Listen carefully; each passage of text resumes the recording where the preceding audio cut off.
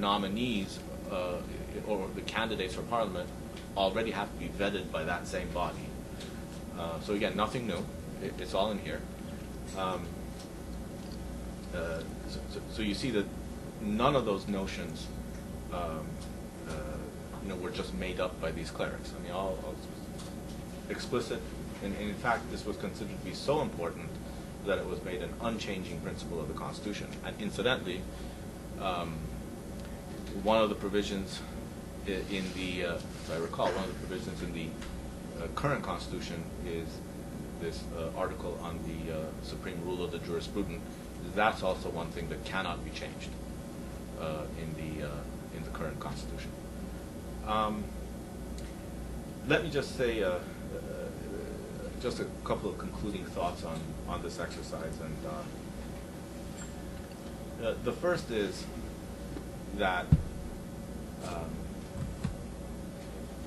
when you're thinking about, one of the greatest, I think, movements in the past couple of centuries has been attempts to establish democracy in countries that don't have a tradition of popular government. As you see, there are a lot of people who believe that should be done. I mean, the Constitution of 1906 was not imposed on Iran by any foreign power. It was a genuinely popular movement, and the folks who sat down and actually picked up the Belgian Constitution and modified it were very learned courtiers who had traveled to the West, who were engaged with folks in the British Embassy and the Belgian Embassy, the French Embassy. These were all very literate and knowledgeable people, very sophisticated. And they sat down and they wrote this. They wanted a constitution. They wanted limited government, and they tried to do it. The fact that they failed is not unique to Iran. The Weimar Republic failed. The French have gone through 5 republics.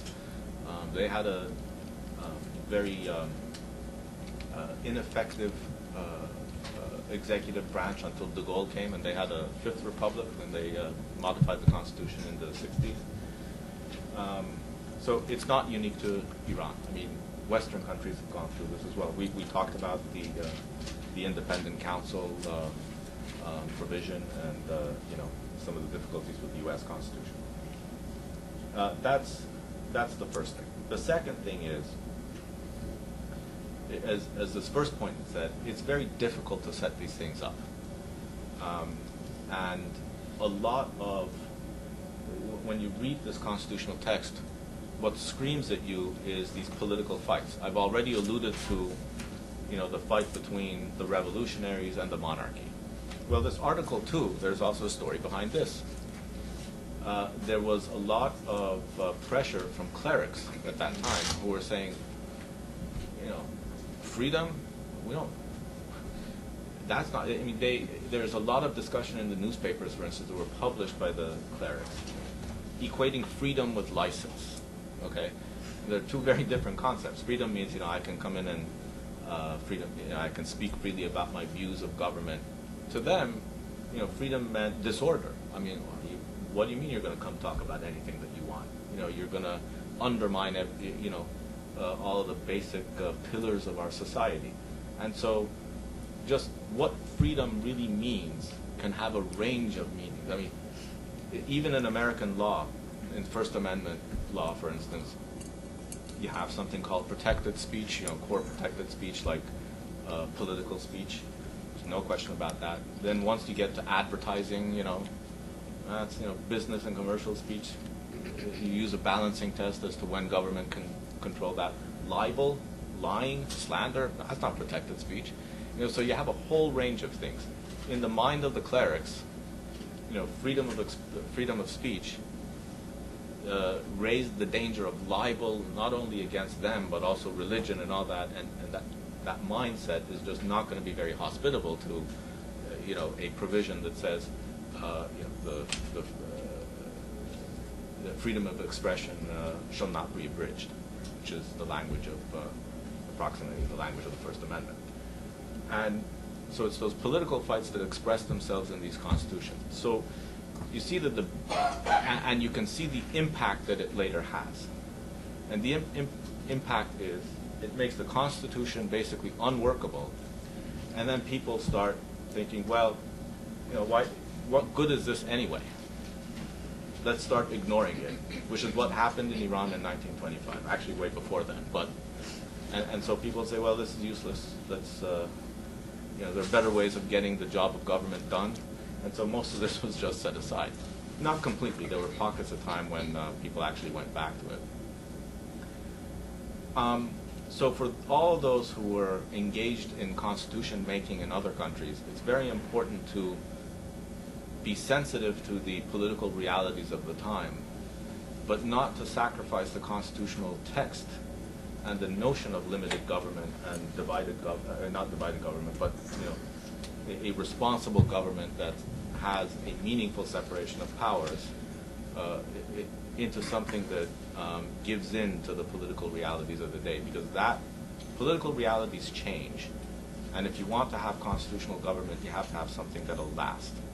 And I think this kind of gives you an example of how injecting too much of the political realities of the day is going to make the document worthless and lack legitimacy. Thanks.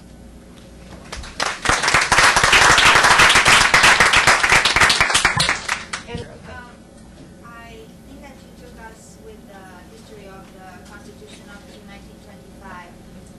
What is the current impact of the Constitution in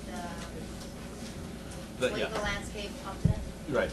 The Constitution, this particular Constitution was set aside in 1979. As I was saying, in 1979, after the revolution, the new Constituent Assembly came to power, and they started drafting the current Iranian Constitution, which has many similar provisions. I mean, it says, there shall be free expression, there shall be, all the Bill of Rights things. It has different branches of government. It sets up a legislature, it sets up a presidency, and all that. But as I was saying, the main element in that is this provision that creates an office of the supreme jurisprudent, that is the leader of the revolution. And it is the power vested in that office is almost absolute. And certainly they are the ultimate arbiter of all political questions, religious questions, and the Constitution makes that particular provision unchangeable. And so that's the essential structure of the Constitution. There isn't much more that's remarkable about it, except, as I was saying, the analog to this Article 2 here, where Parliament also has a body called the Council of Guardians, who are responsible for checking every act passed through Parliament and making sure that it conforms to the laws of Islam, at least their interpretation of Islam. So basically, there is no separation of power between church and state. Yeah, they're two different concepts. Separation of church and state, no, there is no. There is not, because law has to conform to Islam. Okay? A separation of powers, there is a separation of powers between the legislature. There is a judiciary, there is a presidency, and then there is this office that's above all of them. Right. Thank you very much. May I say one? I'm sorry, if I may add a few words. First of all, I truly appreciate Cyrus and his insights onto the constitutional traditions of Iran. But what I personally took away from this discussion was that the current situation in Iran is a confluence of three traditions. One is an authoritarian tradition that has existed in Iran for millennia, and it still exists to this day. The other is a Islamic tradition that has, dates back to the time of the Prophet and is more than 1,000 years old and is indeed strong. And then on top of that, there is a constitutional tradition a legal tradition in Iran, and what you see in Iran today is a confluence of these three traditions, and that makes it very complicated and complex, and it's not as black and white as at times we perceive it to be, but many shades of gray, and I hope that through these workshops we appreciate those shades of gray.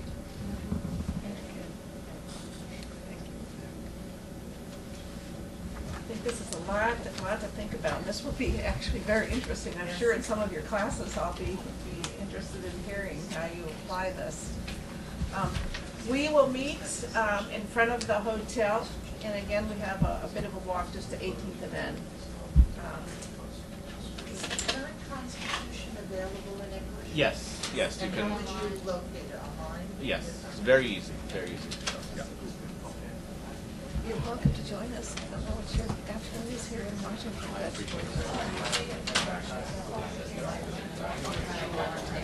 Who's this? Oh my God. Who's this?